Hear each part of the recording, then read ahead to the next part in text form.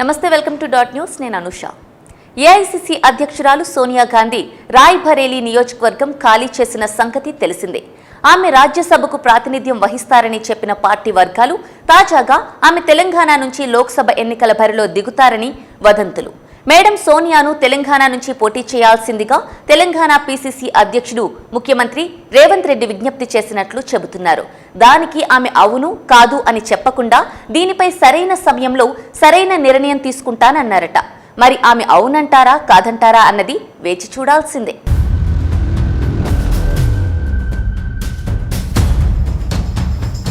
AICC అగ్రనాయకురాలు Sonia గాంధీని ఖమ్మం లోక్సభ నియోజకవర్గం నుంచి బరిలో దింపాలని తెలంగాణ కాంగ్రెస్ నేతలు భావిస్తున్నారు. గతంలోనే ఈ మేరకు ప్రచారం జరిగింది కూడా. అయితే అప్పట్లో ఆమె రాజ్యసభకే వెళతారని ప్రచారం జరిగింది. దానికోసమే ఆమె రాయ్బరేలీ నియోజకవర్గాన్ని కూడా వదులుకున్నారు. అయితే తెలంగాణ ముఖ్యమంత్రి రేవంత్ రెడ్డి మాత్రం సోనియా గాంధీని తెలంగాణ నుంచి పోటీ చేయాల్సిందిగా తాజాగా మరోసారి అడిగారట. సోనియా గాంధీ పోటీ చేస్తే తెలంగాణలో కాంగ్రెస్ శ్రేణుల్లో జోష్ పెరుగుతుందని తెలంగాణ కాంగ్రెస్ నేతల భావన.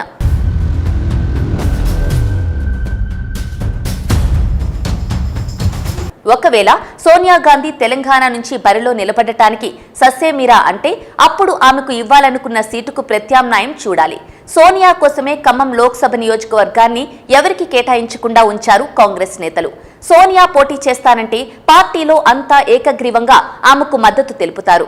ఒకవేళ ఆమె పోటీ చేయనంటే మాత్రం ఖమ్మం సీటుపై కర్షిఫ్ వేయడానికి చాలా మంది రెడీగా ఉన్నారు. ఖమ్మం లోక్సభ నియోజకవర్గం పరిధిలోని అన్ని అసెంబ్లీ నియోజకవర్గాల్లోనూ కాంగ్రెస్ ఘన విజయాలు సాధించింది. అందుకే ఈ సీటు హాట్ సీట్ అయింది.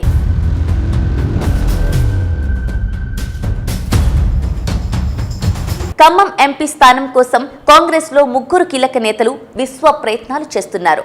ఆ ముగ్గురు కూడా తమ బంధువుల కోసమే టికెట్ ఆశిస్తున్నారు. ఉప ముఖ్యమంత్రి మల్లు భట్టి విక్రమార్క తన సతీమణిని ఖమ్మం లోక్సభ స్థానం నుంచి పోటీ చేయించాలని ఆశిస్తున్నారు. మంత్రి పొంగులేటి శ్రీనివాస్ రెడ్డి అయితే తన సోదరుడు ప్రసాద్ రెడ్డిని ఖమ్మం నుంచి బరిలో దింపాలని అనుకుంటున్నారు. మరో మంత్రి తుమ్మల నాగేశ్వరరావు తన కుమారుడు యుగంధర్ కోసం ఈ సీటు అడుగుతున్నారు. అయితే వారసులకు బంధువులకు టికెట్ ఇవ్వడానికి హైకమాండ్ సుముఖత వ్యక్తం చేయలేదని సమాచారం.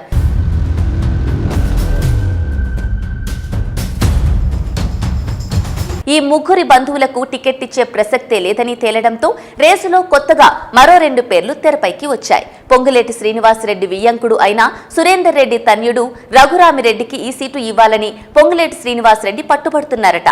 బీఆర్ఎస్ కు గుడ్ బై చెప్పిన పొంగులేటి శ్రీనివాసరెడ్డి కాంగ్రెస్ పార్టీలో చేరే సమయంలో ఖమ్మం లోక్సభ సీటు తాను సూచించిన వ్యక్తికే ఇవ్వాలని షరతు పెట్టారట. దానికి పార్టీ నాయకత్వం కూడా ఒప్పుకుందని అంటున్నారు.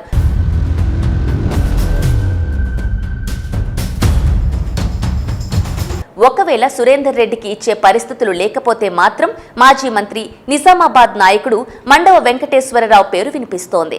మండవ వెంకటేశ్వరరావు సామాజిక వర్గం ఓట్లు ఖమ్మం లోక్సభ నియోజకవర్గంలో ఎక్కువ సంఖ్యలో ఉన్నాయి. అందుకే ఆయన పేరును రేవంత్ రెడ్డే తెరపైకి తెచ్చారని అంటున్నారు. మండవ వెంకటేశ్వరరావు గతంలో టీడీపీలో ఉన్నప్పుడు రేవంత్ రెడ్డికి పరిచయం ఉంది. మొత్తం మీద ఖమ్మం లోక్సభ స్థానం మరికొద్ది రోజుల పాటు వార్తల్లో ఉంటుంది. Please subscribe dot news.